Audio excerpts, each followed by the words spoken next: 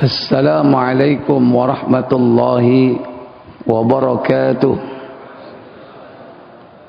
Innal hamdalillah nahmaduhu wa nasta'inuhu wa nastaghfiruh wa na'udzu billahi min sururi anfusina wa min sayyiati a'malina. Man yahdihillahu fala mudhillalah wa man yudlil fala hadiyalah. Wa asyhadu an la ilaha illallah wahdahu la syarika lah wa asyhadu anna Muhammadan abduhu wa rasuluh. Allahumma salli wa sallim wa barik ala nabiyyina Muhammadin sallallahu alaihi wa ala alihi wa ashabihi wa man tabi'ahum bi ihsanin ila yaumiddin, amma ba'd.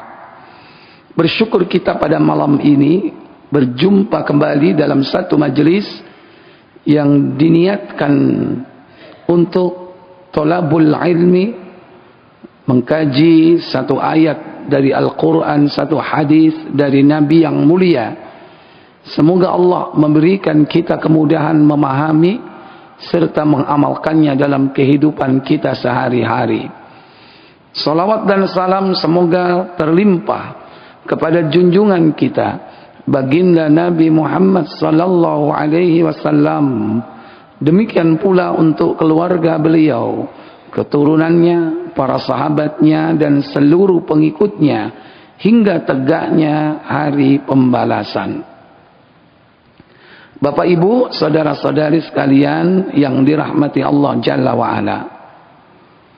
Allah telah menetapkan nama-nama bulan sebagaimana bulan itu sudah ditetapkan jauh sebelum Allah menciptakan Adam. Karena Allah menciptakan langit dan bumi sebelum diciptakan Adam. Ketika langit dan bumi dicipta, maka saat itulah berjalan waktu. Berjalan waktu setahun ada 12 bulan.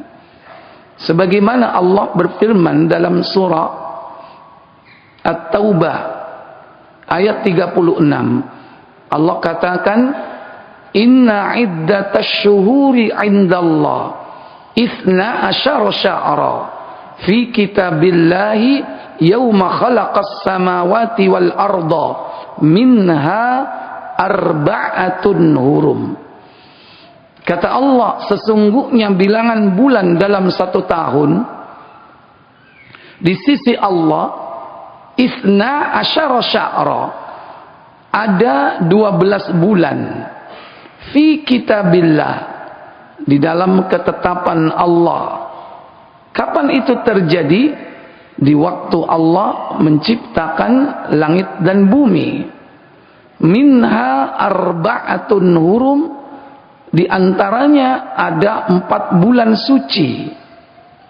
Allah tetapkan dalam 12 bulan itu ada bulan haram, bulan suci, yang jumlahnya ada 4. Kata Nabi, salasatun mutawaliyat, 3 berurutan, 1 menyendiri, yaitu Zulqaidah, Dzulhijjah, Muharram dan Rajab. Itulah bulan haram. Kadang Allah juga menyebut bulan Allah, yaitu pada bulan Muharram, Syahrullahi al-Muharram. Kadang Allah menyebut dengan bulan berkah melalui lisan nabinya. Nabi SAW mengatakan, qad ja'akum syahrun mubarak, syahrun, telah datang kepada kalian, atakum Ramadan, telah datang kepada kalian Ramadan, syahrun mubarak, dia merupakan bulan berkah. Allah menyebut Ramadan dengan bulan berkah. Allah menyebut Zulqa'dah, Dzulhijjah, Muharram dengan bulan suci atau bulan haram. Demikian pula bulan-bulan yang lain. Ada bulan Dzulhijjah yang di dalamnya terdapat ibadah haji. Demikian pula ada bulan Rabiul Awal. Di situ sebagian ulama berpendapat merupakan hari kelahiran dan juga wafatnya Nabi kita Muhammad sallallahu alaihi wasallam. Ada bulan Syawal yang merupakan bulan haji, karena bulan haji ditetapkan ada 3, Syawal, Zulqa'dah, Zulhijjah. Itulah 3 bulan haji. Adapun Sya'ban, dia merupakan bulan yang disebut oleh Nabi syahrun yakfulun nasu anhu, bulan yang banyak orang melupakannya, bulan banyak orang yang melalaikannya, yaitu baina Rajab wa Ramadan, yang terletak antara Rajab dan Ramadan. Padahal di dalamnya terdapat keistimewaan. Apa keistimewaan bulan Sya'ban? Di dalam hadis yang terdapat di dalam Sahih An-Nasa'i, bersumber dari sahabat Usama bin Zaid. Usama bin Zaid ketika itu mengatakan kepada Rasulullah sallallahu alaihi wasallam, bertanya, "Ya Rasulullah, lam araka tasumu syahran minasy-syuhuri." Aku tidak pernah melihat engkau berpuasa dalam 1 bulan di antara bulan-bulan yang ada. Kama tasumu fi Sya'ban, seperti puasa yang engkau lakukan di bulan Sya'ban. Maka Rasulullah sallallahu alaihi wasallam beliau menjawab, "Dzalika syahrun," itulah bulan yakfulun nasu anhu, yang banyak manusia melalaikan. Baina Rajab wa Ramadan, yang terletak yaitu antara Rajab dan Ramadan. Wa huwa syahrun, dia merupakan bulan turfa'u fihi al-a'malu ila rabbil alamin, yaitu di dalamnya, atau bulan itu, bulan di dalamnya diangkat amal kepada Allah Rabb semesta alam. Kemudian Nabi mengatakan, fa uhibbu ayyurfa'a amali wa ana shaim. Aku suka jika ketika amalku diangkat oleh Allah, aku sedang berpuasa. Inilah yang diucapkan oleh Nabi tentang bulan Sya'ban. Ternyata di dalam bulan Sya'ban itu, amal ibadah seseorang yang sudah tercatat pahalanya itu diangkat kepada Allah Tabaraka wa Ta'ala. Dan Nabi mengatakan, aku suka apabila ketika amalku diangkat oleh Allah, aku sedang berpuasa. Inilah harapan beliau. Sejak pertama ditulis amal itu sampai akhir ditulis amal itu, Rasulullah sedang berpuasa. Akan tetapi dalam bulan itu tidak disebutkan hari apa diangkatnya, dan juga tanggal berapa diangkatnya.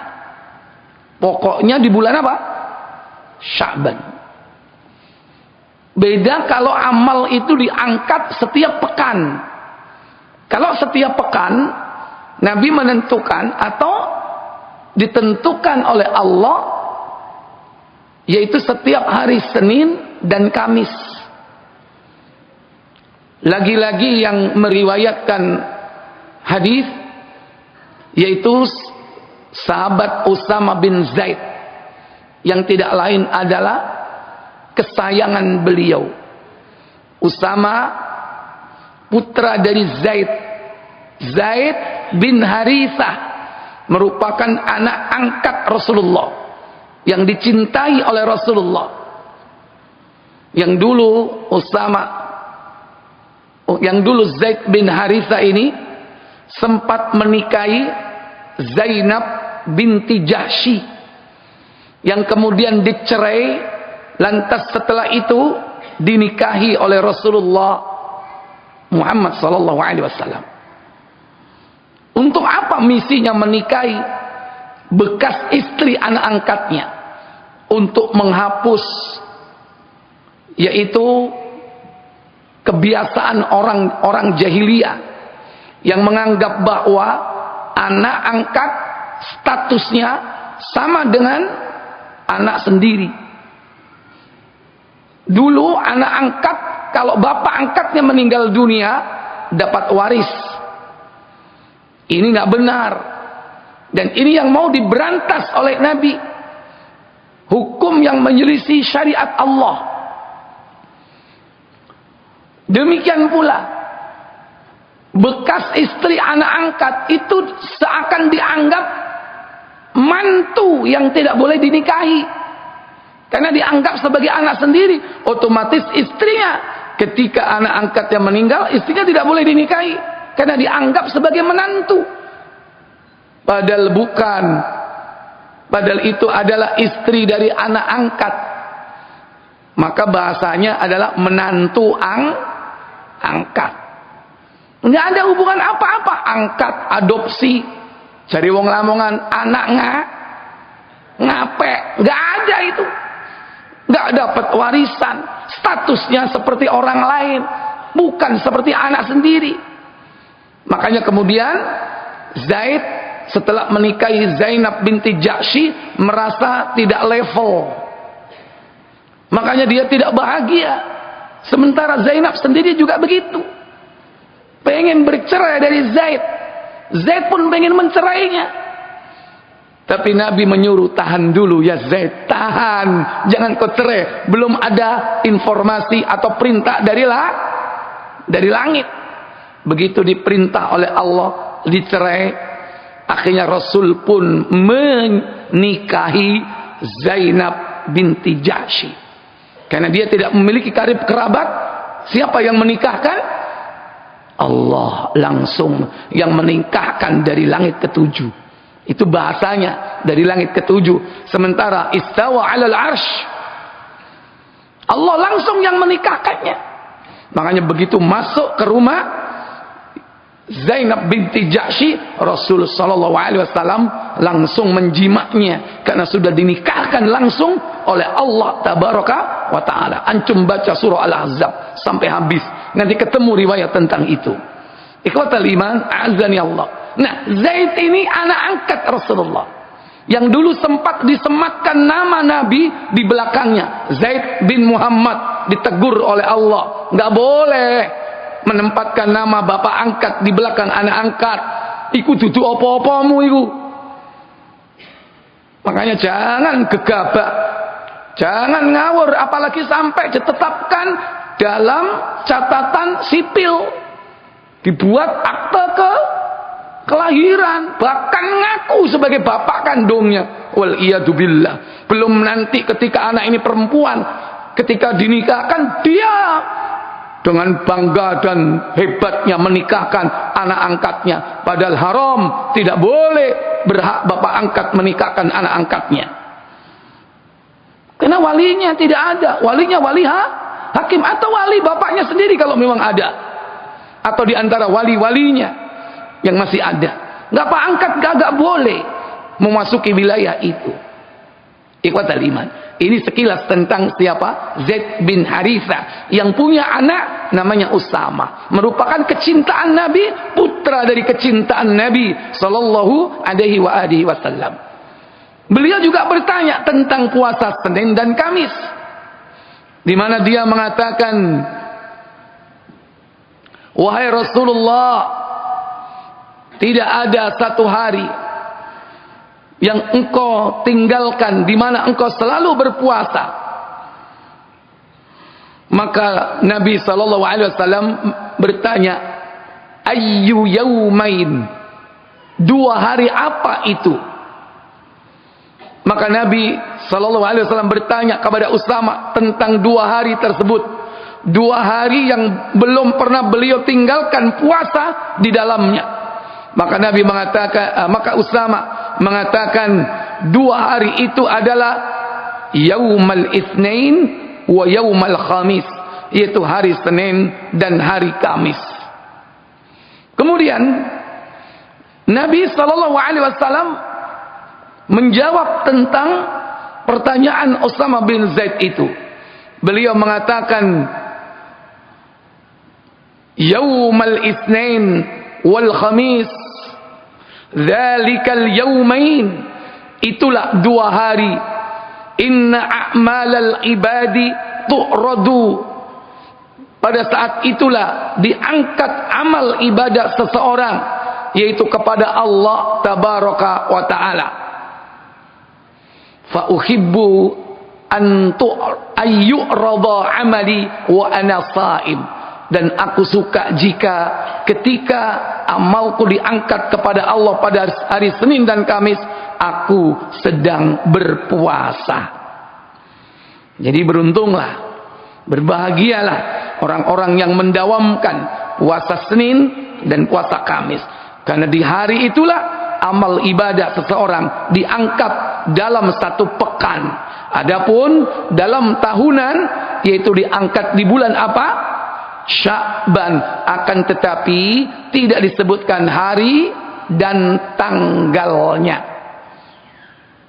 Oleh karena itu Nabi sallallahu alaihi wasallam beliau memperbanyak peluang, yaitu dengan apa? Memperbanyak puasa di bulan Sya'ban. Padahal beliau biasa Senin Kamis. Padahal beliau juga puasa Yaumul Bid. Tapi di luar puasa-puasa sunnah yang ada itu, yaitu Isnin wal Khamis dan Ayyamul Bid, beliau isi dengan puasa Sya'ban. Jadi Rasulullah SAW bahkan hampir berpuasa, yaitu selama sebulan.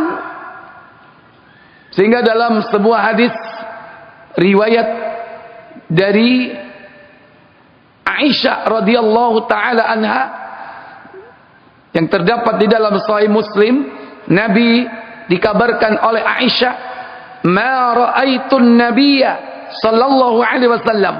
Aku tidak pernah melihat Nabi sallallahu alaihi wasallam yasumu aktsara fi syahrin, berpuasa dalam 1 bulan yang lebih banyak, illa Sya'ban, kecuali Sya'ban.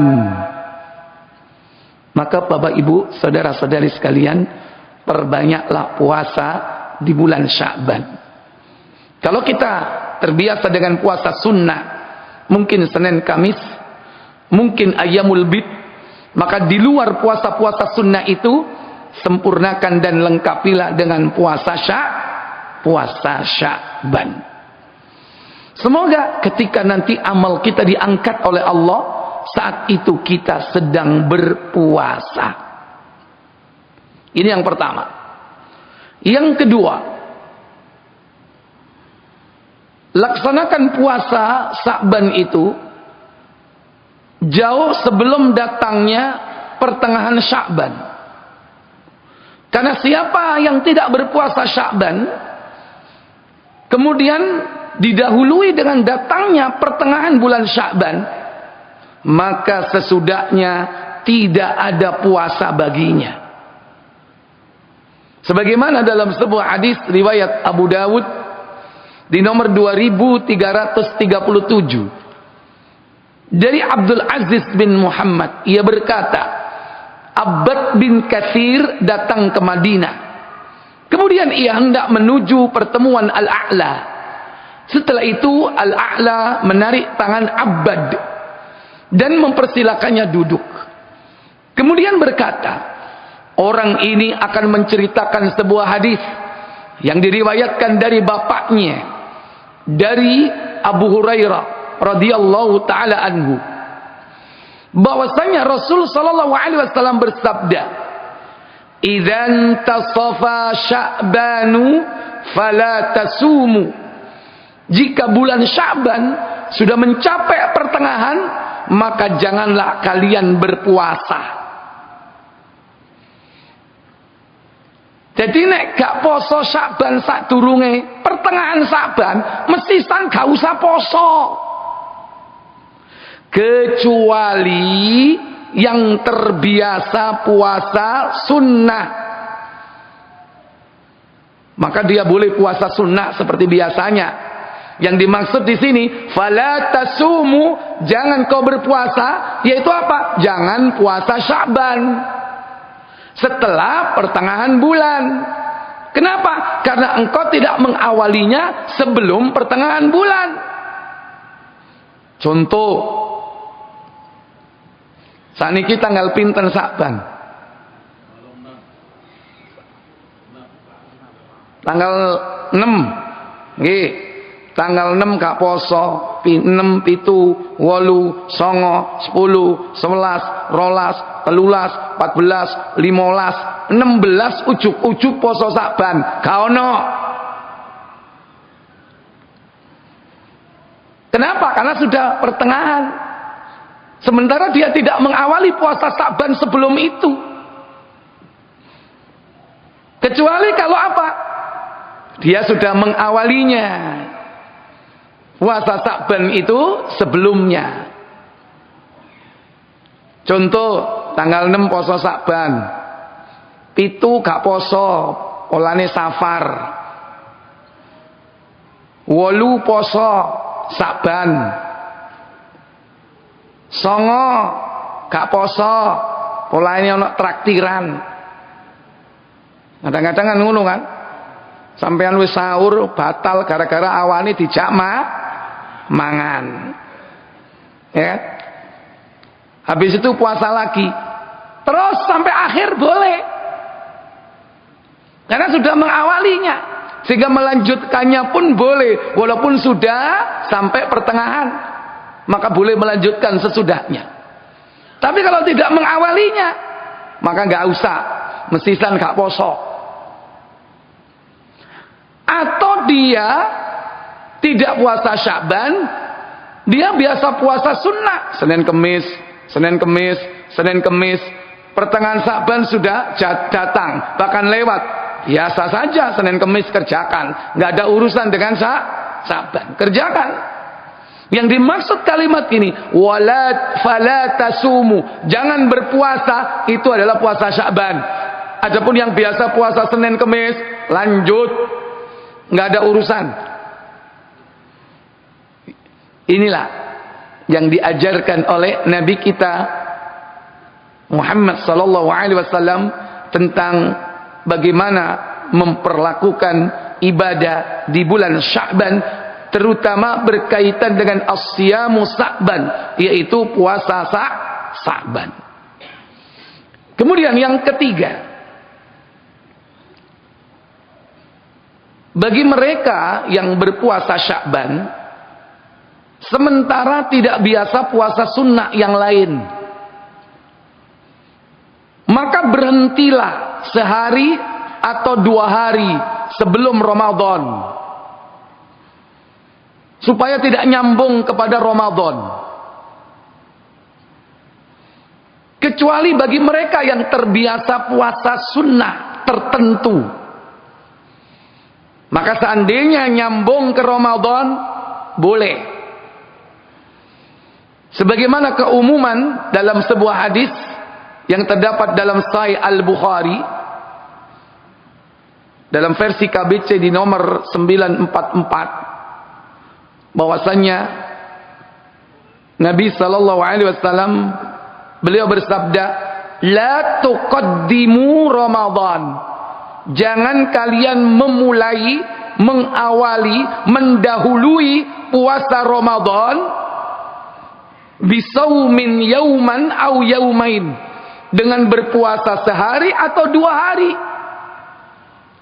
Illa rajulun kana yasumu sauman falyasumhu, kecuali bagi orang yang terbiasa puasa sunnah atau puasa tertentu, maka silakan dia berpuasa.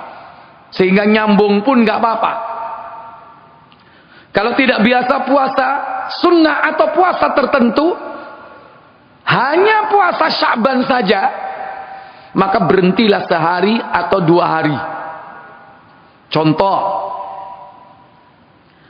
saiki mari ngaji, begitu tahu amalan ibadah kita diangkat, distor kepada Allah di bulan Sya'ban, dan Nabi melakukannya, karena Nabi juga berharap ketika amal itu diangkat, beliau sedang puasa, kita pun ittiba. Akhirnya semangat dia puasa Sya'ban, besok puasa Sya'ban, lusa puasa Sya'ban, terus puasa, terus bahkan hampir akhir. Maka berhentilah sehari minimal sebelum datang Ramadan. Contoh, Ramadan hari Jumat umpama, hari Ahad puasa Sya'ban, hari Senin gak puasa, hari Selasa puasa Sya'ban, hari Rebo puasa Sya'ban, Kamis berhenti sehari. Kenapa? Jumat Ramadan, supaya nggak nyambung. Kecuali yang biasa puasa Senin Kemis, biasa puasa sunnah. Contoh, Ahad puasa Sya'ban, Senin puasa Senin Kemis, Selasa puasa Sya'ban, Rebo puasa Sya'ban, hari Kemis puasa Senin Kemisnya yang biasa dia lakukan. Hari Jumat Ramadan. Nyambung atau tidak? Nyambung. Boleh atau tidak? Boleh. Karena dia biasa puasa Senin Kemis, nyambung tidak apa-apa. Tapi kalau nggak biasa puasa sunnah, kemudian dia hanya puasa Sya'ban saja, berhenti minimal sehari. Atau bahkan diperbolehkan kalau seandainya dia tidak puasa sunnah Senin Kemis, seandainya dia sehari sebelum Ramadan itu berpuasa, atau 2 hari atau beberapa hari sebelum Ramadan dia puasa, dengan catatan itu adalah puasa wajib, yaitu qadha puasa. Nah, itu baru boleh. Contoh, ibu-ibu punya utang puasa 10 hari. Sudah dibayar 9, tinggal berapa? 1. Sementara sekarang bulan Sya'ban, umpama sekarang hari Rabu, besok hari Kamis, lusa hari Jumat Ramadan, kemudian besok puasa hari Kamis, Jumatnya Ramadan. Pertanyaannya, dia termasuk mendahului puasa atau tidak? Tidak. Kenapa? Karena dia puasa untuk bayar hutang. Hukumnya apa? Wajib. Lah dinoe meka resito. Tapi yo cek nemen rek, sampean niku senengane mepet-mepet. Koyok gak ono dino ae. Mosok kurang sedino baru disaur. Tapi bagaimana lagi, adanya cuma hari itu. Ya sudah, puasa saja. Selesaikan itu hutang puasanya. Walaupun seakan-akan nyambung puasa Ramadan. Oleh karena itu, para ibu, saudari sekalian, Bu, segera bayar utang puasa Ramadan. Tasik nggak ada utang, nopo sampun lunas. Bu,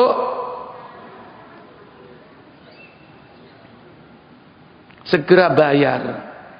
Jangan berhujah dengan hadis Aisyah. Aisyah pernah mengatakan, bersumber dari sahabat Abu Salama. Kata Abu Salama, aku pernah mendengar Aisyah berkata, aku pernah punya utang puasa Ramadan, baru bulan Sya'ban aku membayarnya. Tapi ada kelanjutannya. Apa? Kan karena sebab ansughlin ma'a Rasulillah sallallahu alaihi wasallam, karena kesibukanku bersama Rasulullah, kesibukanku menemani dakwah Rasulullah. Lah terus jenengan iku sibuk apa? Kok gak segera dibayar utangi? Repot apa? Nek Aisyah niku sibuk kali Kanjeng Nabi. Wis aja takok kesibukane. Wong bojo sing paling dicintai kok, paling enom, perawan, paling dicintai, wis aja takok kesibukane. Karena pada saat itu Rasulullah bersama 9 istri. Yang paling muda Aisyah, dan yang paling dicintainya dinikahi pada usia berapa Bapak Ibu? Usia 7 tahun, tapi durung saomah. Sik nang omane bapake Abu Bakar As-Siddiq. Aisyah belum balik. Begitu sudah balik, usia berapa? 9 tahun, baru langsung serumah bersama Nabi SAW. Makanya dalam Islam itu menikahi seorang wanita itu batas minimalnya setelah dia balik. Coba ono arek balik saiki umur 13 tahun sampean rabi sing mencak-mencak lake. Nggih napa mboten? Sapa sing ngamuk ngono iku? Sapa sing ngamuk? Padahal wong tuane lu wis rela. Kadang-kadang yo ikhlas anak yo dirabi. Anak yo ketok gede wis bongsor, wis ketok tuwa, maksudnya ketok dewasa. Cuman umure sik titik 15 tahun. Ngono wis rebut. Padahal dalam Islam menyalahi syariat napa mboten? Mboten. Nek kados tiyang rumiyin niku umur 15 wis rabi, umur 16, 17, yo gak apa-apa. Akhire anake akeh, yo anake dadi-dadi. Anake 7, 9, 10. Nikahnya dini. Tapi bukan masalah dalam Islam selagi suaminya itu dapat mendidiknya dengan baik. Nah sekarang kan enggak, mulai bergeser nilai-nilai, mundur. Saiki nikah umur 20 ae dikuara sik cilik kok niku umur 20 kok wis rabi. Gurung apa-apa sik bau. Padahal beras kencur iku iku ada 5. Kalau seandainya tidak segera bayar utang puasanya, kemudian meninggal dunia, maka tetap harus dibayar hutang kepada Allah. Nabi SAW bersabda, "Man mata fa'alaihi shaum, shama anhu waliyu." Siapa yang punya hutang puasa tidak segera dibayar, maka anaknya yang harus membayar puasanya, walinya. Hubungan kewalian, orang tua, anak, orang tua. Nah sing anake mati, duwe utang puasa, durung duwe anak, belum punya wali, maka walinya adalah orang tua. Orang tuanya yang membayarnya. Seorang laki-laki datang kepada Nabi, "Wahai Rasulullah, ibuku telah meninggal dunia. Beliau memiliki hutang puasa 1 bulan." Kata nopo kedi? Halo? Saulan itu berarti pirang dino? 30 dino. Kata orang ini, "Aqdi ya Rasul saumuha." Bolehkah aku membayar utang puasanya? Kata Rasulullah, "Na'am." Iya. Bayar utang puasanya. Kemudian Nabi melanjutkan sabdanya, "Bagaimana sekiranya ibumu berhutang kepada orang? Apakah kau hendak membayarnya?" "Fadainullah ahaqqu ayyuqda," kata beliau. Bahkan hutang kepada Allah itu lebih prioritas untuk disegerakan. Hutang kepada Allah lebih pantas untuk segera dibayar. Mangkane nek duwe utang poso aja disimpen dhewe. Disosialisasikno nang nggone keluarga. Nduk, makmu duwe utang poso lu eling-elingen 10. Nek aku umpama mati, awakmu kudu sing nyaur. Ya nduk ya, siap. Wah, ibu iki lha apa sih ngomong mati-mati? Apa masalahnya? Mengingat kematian itu diperintah, apalagi masih punya hutang. Ada kalanya hutang kepada manusia, ada kalanya hutang kepada Allah. Sementara hutang kepada manusia saja, kalau orang itu mati syahid, dia terhalang dengan hutangnya. Nafsul mu'min mu'allaqatun bidainih. Jiwa-jiwa orang mukmin itu tertahan jiwa mereka dengan apa? Dengan hutang-hutang mereka, hatta yuqda, hingga dibayar hutang puasanya itu. Lah siapa yang bayar hutangnya kalau enggak ahli waris, kalau enggak walinya? Apalagi hutang kepada Allah. Maka sampaikan kepada anak-anak kita, le aku tahun ini duwe utang poso telu. Oh iya Pak, diiling-iling. Mari ngomong geblak, tibake mati. Alhamdulillah sudah ngomong. Kalau nggak ngomong gimana? Siapa yang mau bayar utang puasanya? Hutang kepada Allah, fadainullah ahaqqu ayyuqda. Hutang kepada Allah itu lebih pantas untuk segera dibayar. Jangan sampai lewat Ramadan, Bu. Nanti kalau lewat Ramadan tidak segera dibayar, harus membayar denda. Sebagaimana dalam riwayat Ad-Daruqutni, dalam Sahih Ad-Daruqutni, riwayat Abu Hurairah, siapa yang tidak segera bayar utang puasanya, kemudian masuk ke dalam bulan Ramadan berikutnya, maka dia tetap membayar hutang puasanya, ditambah dengan denda, membayar fidyah bagi satu puasa yang tertunggak. Satu orang fakir miskin yang harus diberi fidyah. Apa fidyah? Ta'amu miskin, memberi makan. Puasanya tetap dibayar plus dengan memberi makan, yaitu fidyah.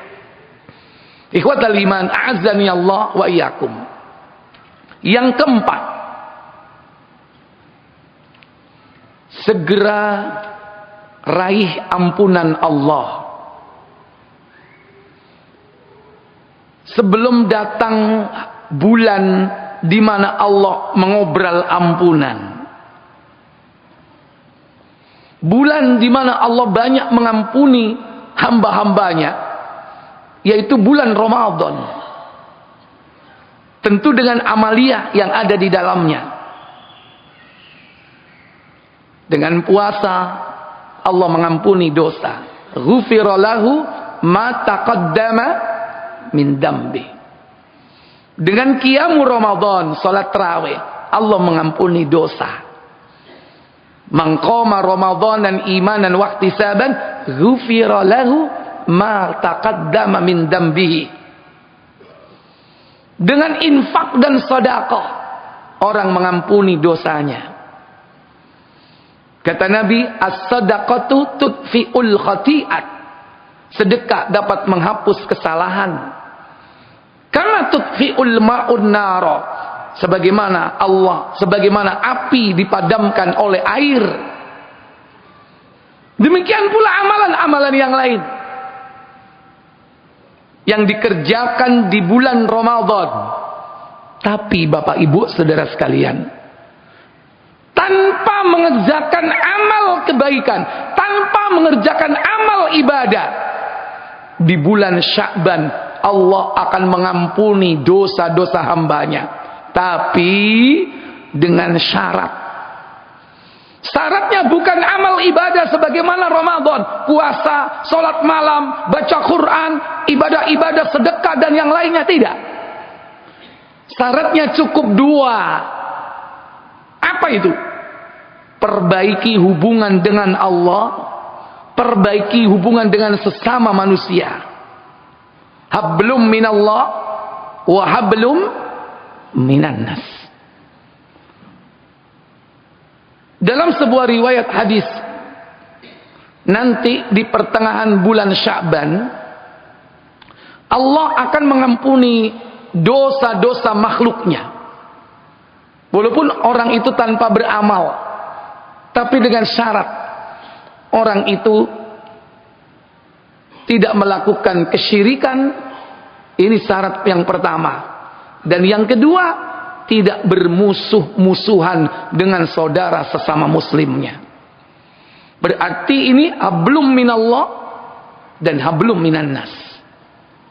Sebagaimana riwayat Abu Musa al-Asy'ari dalam Sahih Ibnu Majah, bahwasanya Nabi sallallahu alaihi wasallam beliau bersabda, "Innallaha la yattali'u fi lailatin nisfi min Sya'ban."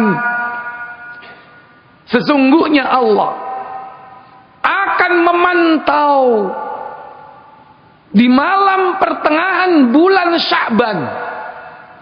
Di pertengahan malam bulan Sya'ban, tanggal 15 Sya'ban, pokoknya pertengahan bulan, di malam hari, Allah memantau seluruh makhluknya. Kemudian apa yang dilakukan Allah? Fayaghfiru li jami'i khalqi. Lalu dia akan mengampuni semua makhluknya. Semua makhluk. Terutama siapa yang butuh ampunan, Pak? Siapa yang butuh ampunan? Wedhus apa butuh ngapura? Kan makhluk Allah. Butuh nggak wedhus diampuni? Gak butuh. Padahal wingi mari mangan merutesi tandurane tonggo. Ngamuk sing duwe. Dosa apa enggak? Wedhus dosa enggak? Enggak. Berarti enggak butuh ampunan. Lah siapa yang butuh ampunan? Kita manusia. Sebetulnya dua yang butuh ampunan, manusia dan jin. Jin niki nggih sami kados kula jenengan. Angsal beban syariat, kedah ngamal, kedah ibadah. Tapi awak dhewe gak usah ngurusi bangsae jin, wis urusana dhewe. Yang penting kita ngurusi bangsa kita, bangsa manusia. Kita ini yang banyak salah. Terus Kanjeng Nabi, kullu bani Adam khata'. Setiap anak Adam itu berdosa, bersalah. Nah, di malam pertengahan Sya'ban Allah melihat makhluknya dan mengampuni dosa-dosa mereka kecuali dua. Siapa? Illa li musyrikin au musahin. Kecuali orang yang musyrik dan orang yang suka bermusuhan. Sekarang berhenti. Jangan sekali-kali bermusuh-musuhan. Di dalam Al-Quran, dalam surah Al-Hujurat ayat 10, kita ini bersaudara, Pak. Kata Allah, innamal mu'minuna ikhwatun fa aslihu baina akhawaykum wattaqullaha la'allakum turhamun. Kata Allah, innamal mu'minuna ikhwatun. Sesungguhnya orang-orang beriman itu adalah bersaudara.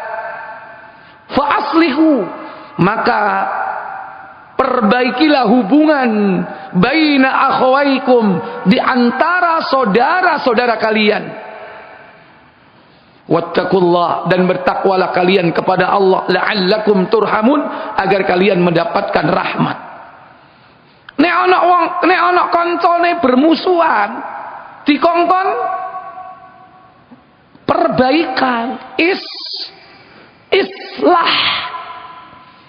Sami kados jenengan, nek ngantos saniki sik tasik bengkerengan mbek wong, sik jotaan, Bu, nek sampai saiki jenengan siwak ambek wong, segera wawo. Apa iku rek? Basamu apa duduk iku? Lamongan napa? Wawu. Segera. Kenapa? Nek kepingin disepuro mbek Allah, wawu. Jeng, sepurane jeng ya. Aku gak nyopo sampean setahun jeng. Nek tiap kepethuk jeng sampean melengos, aku bales melengos. Wis ayo jeng, wis aja atik ngene. Aku wingi ngaji jare Pak Ustad. Nek wong jotaan niku gak di sepuro mbek Allah Jalla wa ala. Maka islah, perbaikan. Apa sebab-sebab seperti itu terjadi? Memang dalam kehidupan bermasyarakat, bertetangga, kadang terjadi slack, kadang terjadi crash. Sebabnya saling marah, saling iri. Kata Nabi sallallahu alaihi wasallam dalam sebuah hadis riwayat Anas bin Malik radhiyallahu taala an, Nabi sallallahu alaihi wasallam bersabda, "La tabaghadu." Jangan kalian saling marah.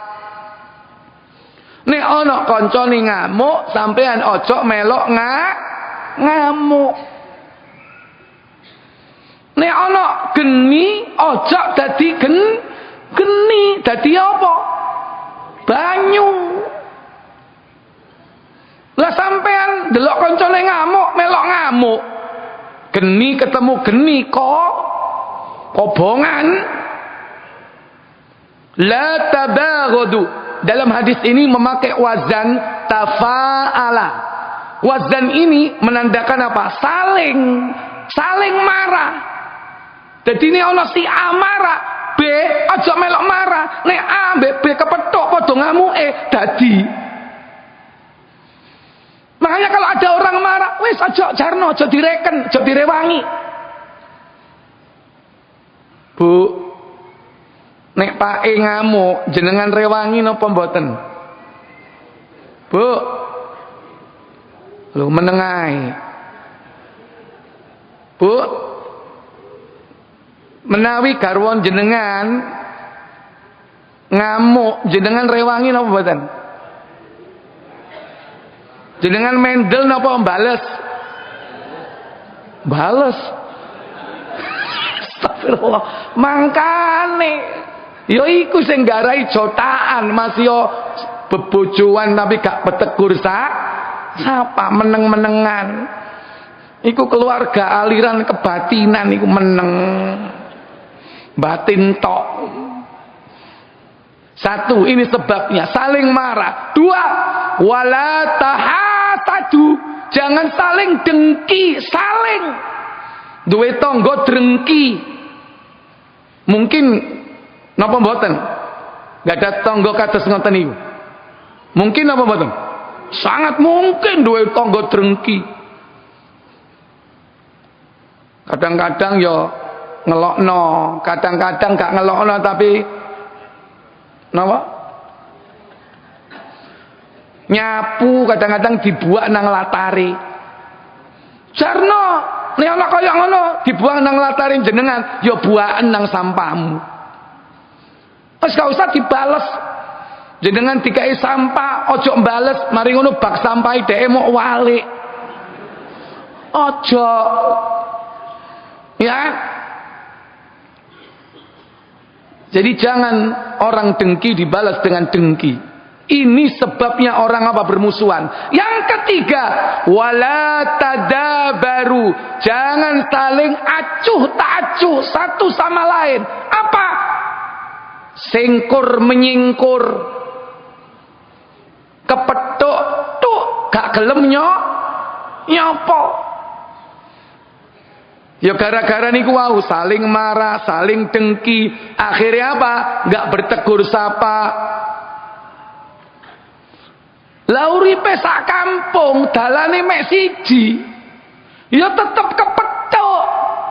Situk teko lor, situk teko kidul, bareng papasan karek 2 meter. Apa yang terjadi? Halo? Situk melengos, situk mencep. Kadang situk ndelok langit, situk ndelok Apa meneh saiki ono HP pura-pura, halo, engkau tak terno pesenanmu, padahal gak ono wong telepon. Ya hano pura-pura cek gak ndelok rai. Astagfirullah. Ini yang terjadi dalam masyarakat. Nanti kalau tidak segera islah sampai pertengahan Sa'ban, jangan mimpi dapat ampunan dari Allah. Insya Allah nek ngelakoni syirik gak ono jamaah namiro, bersih teko syirik. Tapi nek ono ya segera tobat. Bae wingi durung tobat. Karena syirik itu ada yang besar, ada syirik yang kecil. Nah, syirik yang kecil ini yang sangat memungkinkan. Tobat, jangan melakoni syirik. Sumpah menyebut nama selain Allah itu juga syirik. Demi boyotku kon kata aku anak kon, misalnya begitu. Itu sumpah yang termasuk syirik, menyebut nama selain Allah. Demi langit, demi bumi, demi mbah boyot, demikianlah orang-orang yang bersumpah dengan menyebut nama selain Allah. Itu termasuk syirik. Baik. Tetapi kata Nabi, wa kunu ibadallahi ikhwana. Tetapi jadilah kalian hamba-hamba Allah yang bersaudara. Kullul muslim alal muslim haram. Setiap muslim yang satu dengan muslim yang lain itu suci. Haram itu artinya suci. Ada kesucian yang harus dijaga. Damuhu, darahnya. Wa maluhu, harta bendanya. Wa irduhu, kehormatan nama baiknya. Jaga. Karena kita bersaudara. Jadilah kalian hamba-hamba Allah yang bersaudara. Kemudian Nabi mengatakan, la yahillu lil muslim, tidak halal bagi seorang muslim ayyuh jaro akhohu, menjauhi saudaranya, tidak bertegur sapa dengan saudaranya, fauqa salasin, lebih dari 3 hari. Nggak boleh. Berarti Islam masih memberikan peluang untuk tidak bertegur sapa. Maksimal berapa hari? 3 hari. 3 hari itu untuk cooling down. Untuk cooling down. Untuk meredam kemarahan sampai adem. Telung dino islah. Begitu kepethuk salaman langsung rangkulan, nangis dak sepurane aku. Ya Dek. Cacak yo sepuron, ya cacak iki akeh salahe. Islah. Begitu hari keempat, kalau tidak segera islah, maka kalau dikatakan tidak halal berarti haram. Berarti apa? Dosa. Hari keempat, hari kelima, hari keenam, berarti menumpuk dosa. Ono enggak wong jotaan sampai saulan? Bu, ada enggak orang enggak bertegur sapa sampai setahun? Bukan hanya setahun, sampai kadang digowo mati. Bagaimana orang itu mendapatkan ampunan dari Allah? Sementara syaratnya orang itu tidak boleh bermusuh-musuhan, tidak boleh acuh tak acuh. Lo kadang-kadang duduk wong liya, sak bojo, kadang-kadang yo gak nyopo, ya. Nek wis serengenan jare wong Lamongan. Kadang-kadang gak nyopo. Ya apa urip kaya ngono iku? Bagaikan di surga atau di neraka? Kayak di neraka, maka jangan sampai dibawa tidur. Enggak akan nyenyak tidurnya. Hidup bagai di neraka seperti itu. Gimana sama pasangan hidup? Jarene garwa sigarane. Tapi kok nggak bertegur sapa? Segera selesaikan sebelum tidur. Gimana bisa nikmat hidup? Urip yo sak omah, turu yo sak kamar, turu yo sak dipan, tapi gak nyopo. Nikmat apa mboten niku? Sing situk ngadep ngalor, sing situk ngadep ngedul. Pura-pura merem, tapi dalam hati benci Gengsi tapi Rin. Ya kan? Kadang-kadang pura-pura turu merem ini tangannya kayak buri. Maksudnya cek kena ya kan? Pengalaman. Nuduh ustaznya pengalaman. Wes.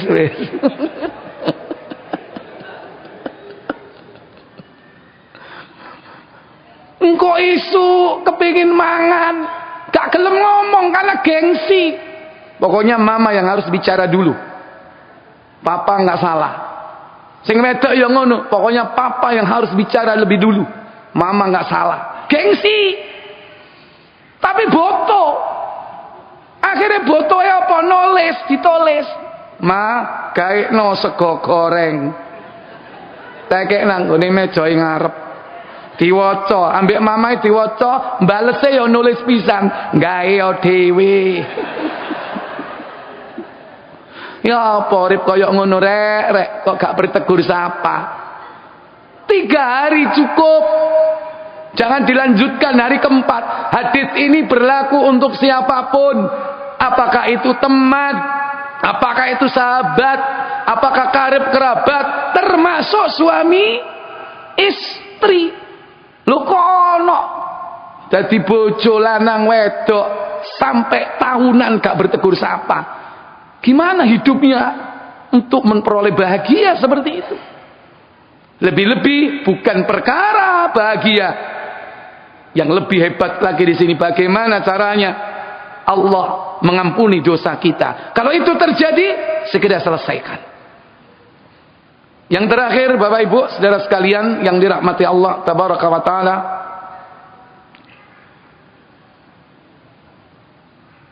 menjelang Ramadan ketika bulan Sya'ban,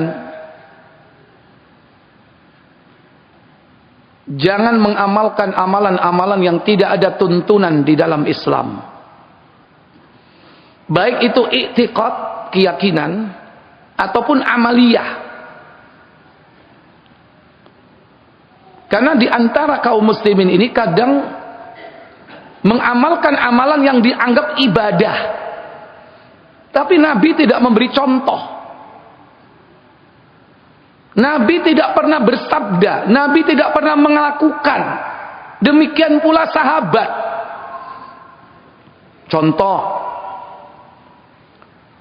tradisi di negeri kita itu biasanya pertengahan bulan Sya'ban ada amalan membaca apa?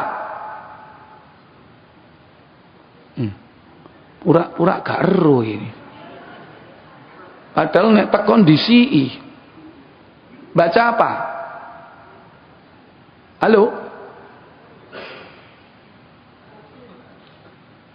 Baca apa? Yasin, bener. Berapa kali? Berapa kali? 3 kali. Ya. Nabi tidak pernah mengajarkan membaca Al-Quran ditetapkan dengan hari-hari tertentu, kecuali Nabi menyabdakannya, menyampaikannya, atau mengamalkannya. Lu Ustaz mosok maca Yasin gak oleh? Boleh. Tapi jangan menetapkan waktu. Silakan baca kapanpun. Mau awal Sya'ban, mau sepertiga Sya'ban, kapanpun seluang kita. Tapi yo gak mesti Yasin. Quran itu 114 surat. Ya cuman di Indonesia itu dimaklumi. Kenapa? Karena kebiasaannya maca Yasin. Saya banyak bawa jamaah umroh. Iku nek nang kono, nanggone masjid iku mesti maca Qur'ane tak lirik Yasin. Engko nanggone Madinah tak lirik Yasin maneh. Kok kaya gak ono surat liyane. Lho Ustaz apa enggak boleh? Boleh. Surat itu banyak, ya ojo Yasin tok. 1. Seluruh surat dibaca. Yang kedua, kapanpun baca, jangan menetapkan waktu. Silakan. Mau tanggal 1, mau tanggal 15, mau tanggal 27, mau tanggal berapapun silakan. Yang ketiga, jangan menetapkan hitungan. Kenapa kok harus 3 kali? Ternyata 3 kali itu dengan iktikad, dengan keyakinan. Apa keyakinannya? Pertama, lapang rizki. Kedua, tolak bala.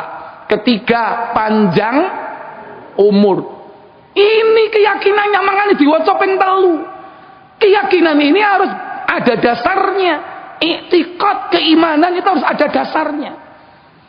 Maka siapa saja yang mengamalkan tanpa dasar contoh dari Nabi, kata Nabi SAW, riwayat Aisyah dalam hadis Bukhari dan Muslim, man amila amalan laisa alaihi amruna fahuwa raddun. Siapa yang mengamalkan satu amal ibadah tanpa dasar contoh dariku, kata Nabi, maka tertolak. Monggo silakan maos Quran sak kuatin jenengan, sedoyo ayat, sedoyo surat, silakan.